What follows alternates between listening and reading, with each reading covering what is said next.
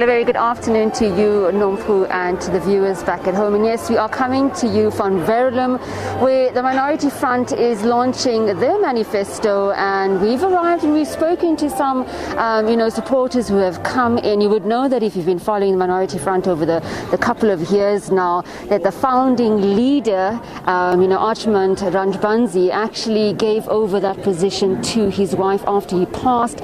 And the party has in numerous years still received a lot of support from the Indian-based communities such as Chatsworth and Phoenix, as well as Verulam. But today, the party leader, that being Sharmeen Thakur Rajbansi, will be launching the 10-point manifesto, and we're going to be chatting to her to find out what exactly that manifesto contains. Thank you so much for joining us, Mr. Rajbansi. Just tell us your 10-point manifesto ahead of the elections, which is 1 month away. What does the Minority Front promise the people of KwaZulu-Natal as well as across the rest of the provinces? Thank you very much for this opportunity. Today is our manifesto launch. We're having it here out in Verulam, in a very rural community, because we believe that we need development all round. Our municipalities, we were promised smart cities. They are turning into slum cities, and we are demanding that we need slum clearance. For this, we also are demanding that we need decent housing for the people and a variety of opportunities for different income groups. But at the same time, we are ridden with crime, with corruption. The municipalities are collapsing. We need to put in, and the Minority Front is putting in top candidates into the municipalities, the big ones like eThekwini, Metro, as well as Msunduzi, because we want good leadership at local level. These are people who are the face of the communities. So we are putting in people who are intellectuals, but people who work hard as well and who care for the community, like our late leader, Mr. Amitan Rajbansi, used to do.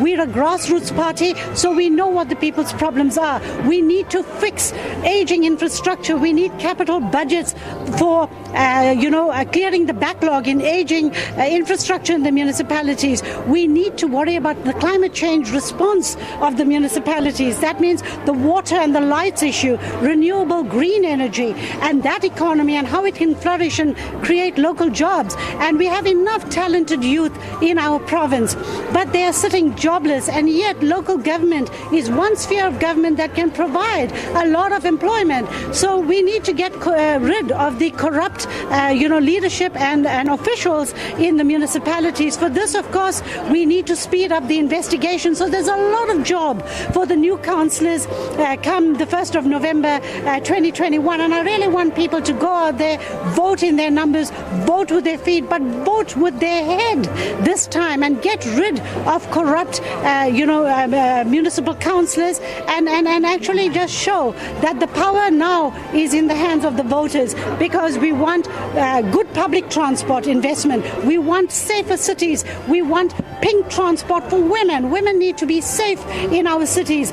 But more than that, we need to beef up the war rooms. We need to beef up the community policing forums and neighborhood watches, because people are just not safe in our cities anymore. I just want to come in there, and we've heard a lot of parties coming out and promising people this, and just looking at your party over a number of years, you had a seat in Parliament in 2014. You lost that seat. You now have one seat in the legislature here in KwaZulu-Natal. But just going forward, what are you planning to do? You spoke off camera and you said that you want seats in council. How are you going to be implementing this manifesto? How are you going to be bringing change if you can't get into the particular places where change can actually happen and change can actually be put into place?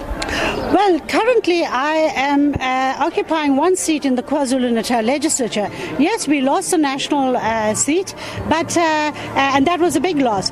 But the thing is that if you look at our track record in the KwaZulu-Natal legislature, I am one MP that is basically indispensable when it comes to legislation writing, regulation making, policy making, because I am an old MP. Our party is 28 years old now.